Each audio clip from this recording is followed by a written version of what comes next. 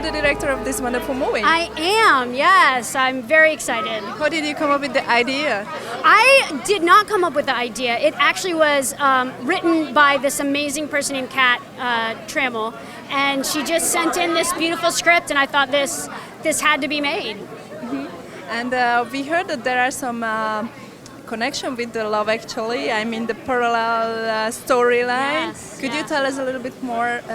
How did it work? And so, as a director, when you started to shoot this, did you started to think of the Love Actually, or are you trying to just stay away from the toad?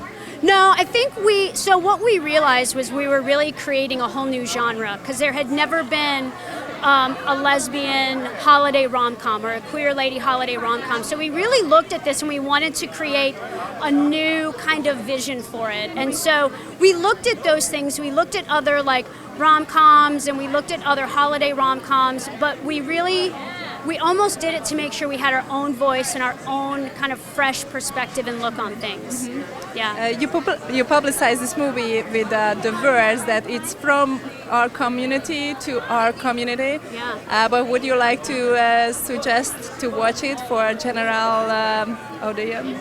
I think general audiences would also really love it. I think love is love is love, and it supersedes everything. And so I think people who aren't in our community will love it, but I definitely think we focused on our community to make sure that we didn't, we just wanted to make sure that they would see things that they loved and that they would recognize it as part of our community. Mm-hmm. Do you think that if somebody is from your community couldn't enjoy a movie what is about a man and a woman, a love story about a man and a woman, so is it really important to make like a lesbian love story? It is, because I think when you see your life on screen, it validates who you are, and it makes you realize you're not alone in the world, because so many things are men and women, are heterosexual, and the more we can show that this community is out there and they can see themselves, the more it'll make them feel like they're part of something greater. Yeah, and you will have screening all over the country, right? We have 6 screenings, yes. They're in major cities with large lesbian populations, so. But do you have a message for the general audience to something with the movie? So is it an aim to reach as many people as you can, or it's really just for the community? I really like to focus on the community, and then if other people come to it and say yes, great. But the queer women, that's who I focus on. And if, like I said, I don't care about some straight white guy. So Season of Love follows 6 queer women whose lives and stories intersect in really fun ways, from a little bit before Christmas until New Year's. Mm-hmm. How did you get cast? How did you involve in this project? So I play Iris, and Iris seems to have everything put together, but in fact, her life is much more complicated than anyone thinks it is. And so, she finds out who she really is over the course of the movie, and she finds love. Mm-hmm. Could you share some behind-the-scene moments? Sure. So I got to work with Laura Allen in most of my scenes. Laura plays Mardu, and Laura and I were just always laughing on set and having a ball, and became great friends. And so it was a joy to be her partner. Mm-hmm.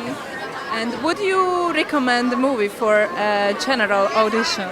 Yeah, I think this movie is for everybody. I think it's a heartwarming, romantic comedy. I think if you want a fun, just sweet Christmas movie that you and your families and your partners can enjoy, and this movie is for everybody. It stars queer women and it's about queer women, but it's a universal story.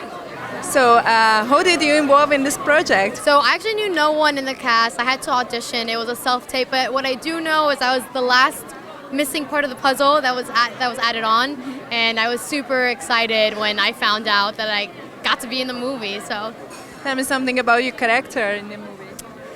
God, my character just wants the best for my partner. Dom plays my other half in this, and she's formerly in the military. And she comes home and she's just striving for this relationship to work. And she doesn't have that in mind. So it's kind of tough, and it puts our relationship to the test.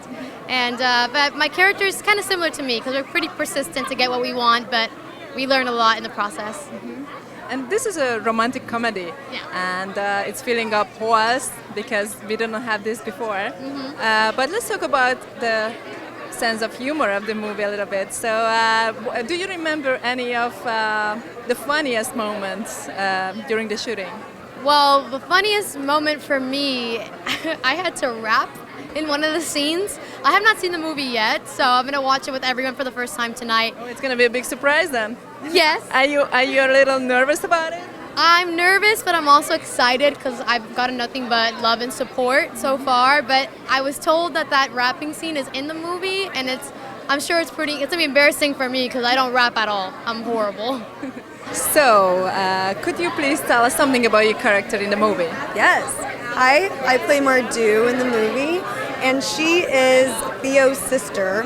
So she basically is the one that comes to the rescue after all this stuff goes down in the beginning of the movie. She's extremely independent, she cares about the people in her life, and she's just really consistent. She's just a really consistent person. And I think she provides a very nice, solid ground for the budding relationship between her and Iris. We didn't see the movie yet, so but I know that it's like the Love Actually, and I'm just curious about the storyline a little bit. Could you tell us something more about the storyline? Okay. So they all connect essentially through Iris, who plays my love interest. One of the stories is connected because she's related to one of the women. Another one is her college friend. It also, I think, revolves around. There's like a brewery, so there's parties at the brewery. But I would say generally everything connects just because of Iris, and so I'm fortunate enough my character is fortunate enough to be involved with Iris. But it is like Love Actually. There's 3 different storylines coming together, and we celebrate 2 different holidays, Christmas and New Year's, so you get to see everything evolve, and it's really great. What is the message of the movie for the general public, general audition? I think the message of the movie is that love is love, and I also think it's never too late to go after what you want and to get to know yourself and who you are, and to be fearless in going forward. So now we know a lot of things about this movie, but we don't know about your character. Could you please tell us about your character? Sure, I play a young girl called Sue who, over the course of the movie, combats her fear of performing live. She's a guitarist, but she hasn't ever sang in front of people before, and she deals with performance anxiety. So we see her struggles in the movie, and then we see her overcome her fear, which is really, really awesome. So you're probably a musician. Yes, well, actually, very serendipitous how this movie happened. It came at a perfect time for me because I've had a bit of a reawakening with my music last year when I was in Brazil, and so it timed out perfectly because I'm trying myself to also pluck up the fear to share my music with the world. I say the world, of anyone who wants to listen. But yeah, just to share the things that I've been writing in my bedroom since I was 16. So it's really amazing how it has sort of aligned in this way. And what type of music do you play in a movie? Is it your songs? I play the main song that I sing isn't a song of mine. It's a song that our music producer Josh wrote, and it's a lovely song. But I sing about 30 seconds of my own song in it, which is cool. Yeah, you get a little glimpse of it. So it's a little bit of an opportunity to introduce yourself for a bigger. Yeah, a little bit. Yeah. Okay. So what is the message of this movie? Oh my God, love wins. Love wins. It's. I hope so that there is a happy end in this movie, and it's a romantic comedy.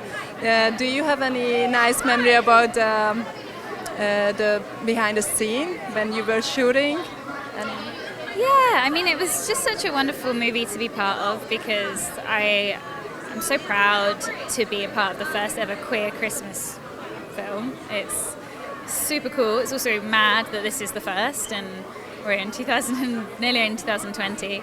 But so it just feels really exciting to be a part of something that is that's so fresh and so something that the community so deserves.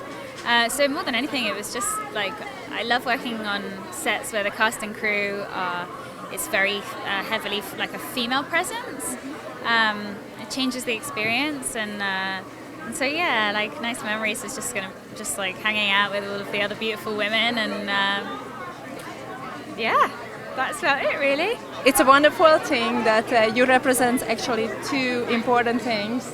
And could you tell us how did you involve in this project, and was it the original plan of the director and the script, or you just popped up as a new cast member and they saw another opportunity? And sorry, what was the last? Saw another opportunity. As a deaf queer actor, I always am looking for opportunities of how to present under those representations on the screen. So we are out there. We are everywhere, deaf actors. We are ready to give ourselves to our art. So the director, Christine Baker, she reached out to me if I wanted to be involved and audition for the part. It was already written as a deaf character in the script, and it was amazing to think that all of these things that are represented in the film, whatever their identity is or however they want it, I was honored to be in the deaf community as a queer person. So, but this is just the beginning for us. We need more of that kind of support. How did the other cast member deal with the situation? Because probably it's an unusual situation. No, it's not about normal or unnormal. That's the beautiful thing of it. We just kind of came together and it was totally equal. I speak a different language, yes, but that's it. It was wonderful working with everybody. It was very fair and equal. We need to normalize it because a lot of people think like, how weird, how did you do that? But no, really, it's no big deal. I have an interpreter ready and everything works out great and you just work together. It's really that normal, that simple. That's fantastic. Okay, so what was your experience during the shooting? It was just amazing fun, really playful with the story and the characters, and I was able to play with the other actors as well that were acting with me. Yet another actor can sign, so it was really we went along with the story and we improv'd it, and it came up with lines for the characters and the character development. But the more a person can sign, the better. If that person that plays my best friend is Charlie in the movie, his real name is Matthew Bridge, so he's just it was phenomenal to work with him, and he's actually a CODA, so the process was easier and he knew signs, so it was fun. Very nice. Could you tell us something about your character in the movie? So to summarize my character, my character's name is Kenna. She is deaf.